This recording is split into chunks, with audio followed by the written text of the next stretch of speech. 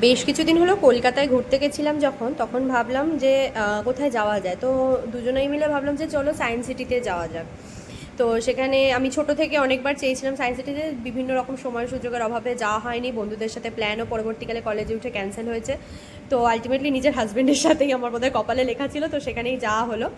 তো যাই হোক, ভীষণ বেলা হয়ে গেছিলো, বেলা 3টে বেজে গেছিলো। তো এখানে সামনে ওই টিকিট কাউন্টারটা দেখতে পাচ্ছ, মানে সরি ওই টিকিট কোডটা, ওইখানেই আমরা সমস্ত টিকিট ফিকিট কেটে তো প্রথমে আমরা ডার্ক রাইডে চলে গেছিলাম।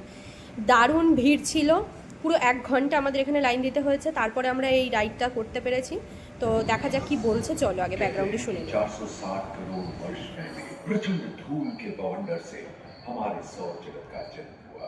धीरे धीरे पृथ्वी शीतल होने लगी, बहुत सारे गैस बाहर निकलने लगे और पृथ्वी के चारों ओर वायुमंडल के रूप में छा गए।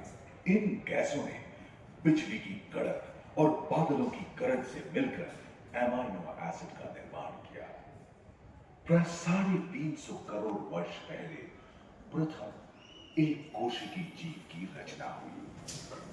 लगभग 280 करोड़ वर्ष पहले स्टोमैटोलाइट ने प्रकाश संश्लेषण के द्वारा তো যাই হোক, এখান থেকে এক একটা মানে এই পাশ ওই পাশে সমস্ত জিনিসপত্র দেখানো হচ্ছিল, আর একটা করে গুহা এরকম দরজা খুলছিল, তারপরে গাড়িটা টুকটুক করে এগোচ্ছিল।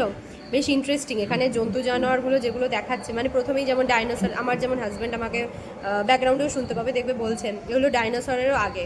ঠিক আছে, তো ইংলিশে ওগুলো সব, হিন্দিতে সব কিছুই বলে দিচ্ছিল ওরা ওখান থেকে।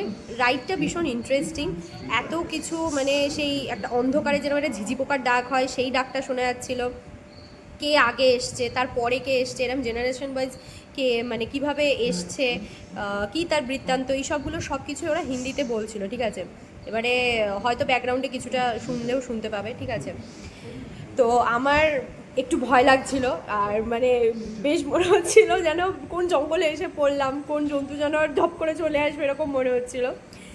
তো এক এক করে একটু একটু করে সামনে এগোচ্ছিল, থামাচ্ছিল, আর বিভিন্ন জন্তু জানোয়ারের মুভমেন্টগুলো দেখো, দেখতে পাচ্ছ এর লেজটা এরমভাবে দুলছে, ঘাড় ঘোরাচ্ছে, এইসব মুভমেন্টগুলো দেখাচ্ছিল। আর ওই একটা আওয়াজ হচ্ছিল ব্যাকগ্রাউন্ড থেকে, বিভিন্ন লাইট ফেলছিল, ব্যাপারটা এত ইন্টারেস্টিং লাগছিল, এত ভালো লাগছিল যে মানে ভীষণ এনজয়ও করছিলাম বসে বসে।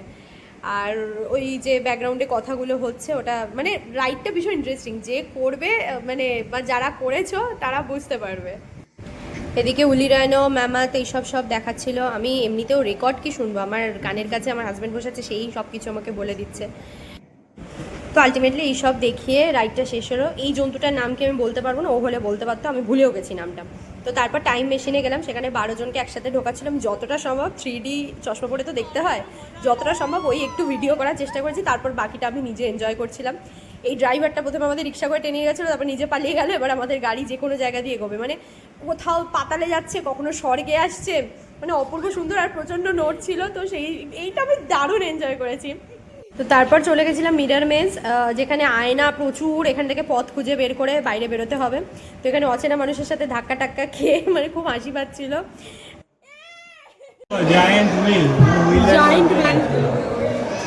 তো এখান থেকে বিভিন্ন রকম আয়নার রিফ্লেকশন পাওয়া যাচ্ছিল। তারপরে আরেকটা আয়না ছিল যেখানে নিজেকে লম্বা দেখছিলাম, বেটে দেখছিলাম।